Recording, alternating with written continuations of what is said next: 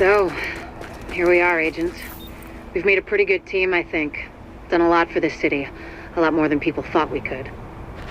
You and I both know this isn't exactly a happy ending. Our favorite homicidal traitor, Aaron Keener, is still out there, and he's still got Chernenko with him. Read Keener's file sometime. It's, quite interesting. And we don't know where Amherst is either, or what else he might have up his sleeve, but there's hope. Dr. Candle's got the DCD on the road to a vaccine. You broke the LMB's back and the Cleaners, and the Rikers too. We took the city back like we promised we would. We're not done yet. As long as the Darkstone's out there, we've got our work cut out for us, but we're on our way to finally saving the city. And with it, maybe something more. Not bad for the second wave, don't you think? Confirmed. Unidentified Shape Tech beacon located.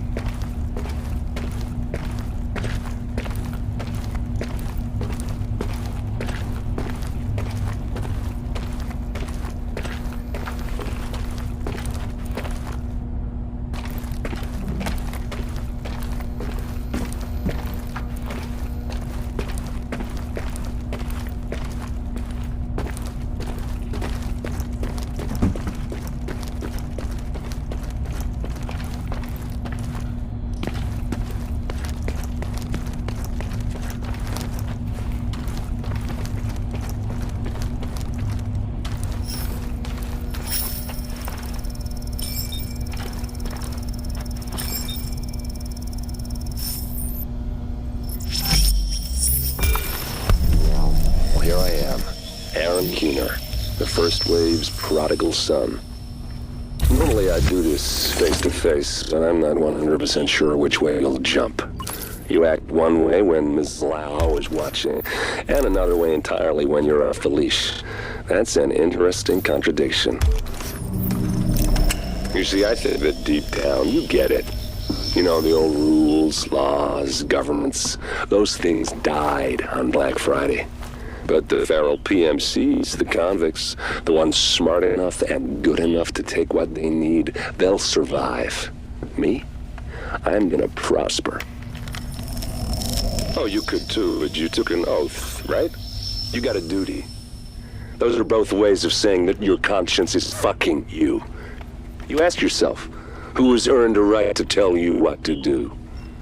Do you know how many agents died to hold the Dark Zone just for the brass to give up and put a wall around it?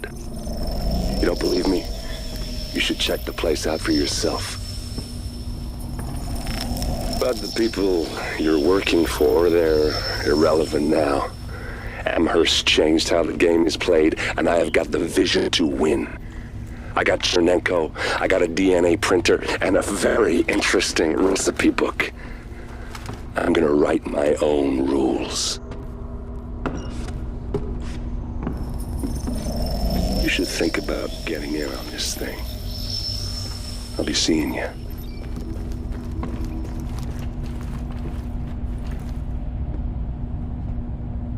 You know, wouldn't kill you to show something. Agent, the information you found in that lab was the crown jewel. I think we can break this thing now. But we've got some more information. A voice from the grave. Listen to what Amherst has to say.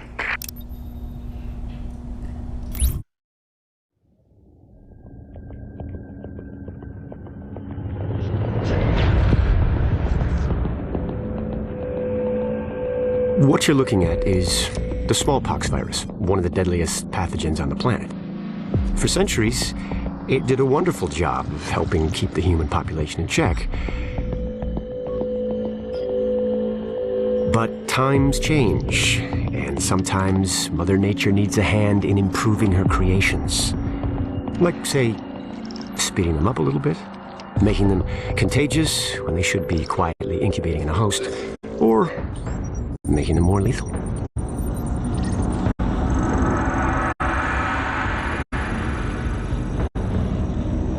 I didn't come up with the approach on my own.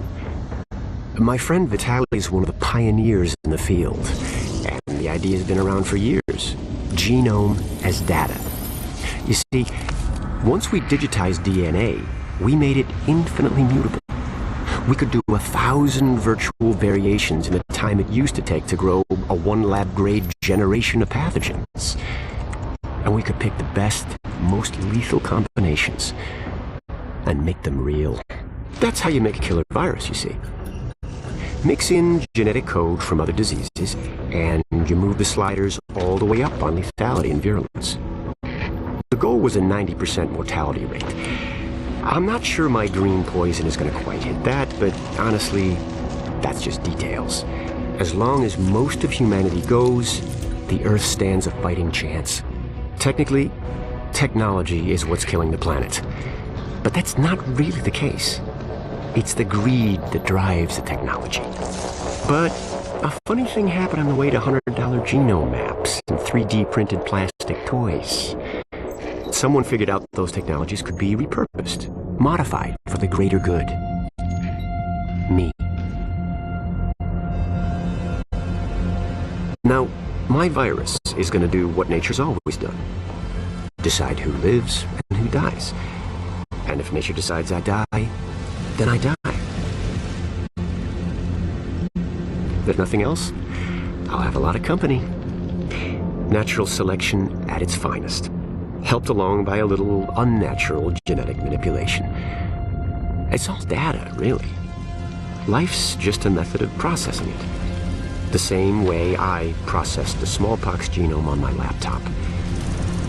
And who's to say that wasn't the plan all along? If, by some miracle, you survive green poison, then nature's decided you deserve to live. The rest of us shouldn't and won't. Godspeed. I'll see you in hell.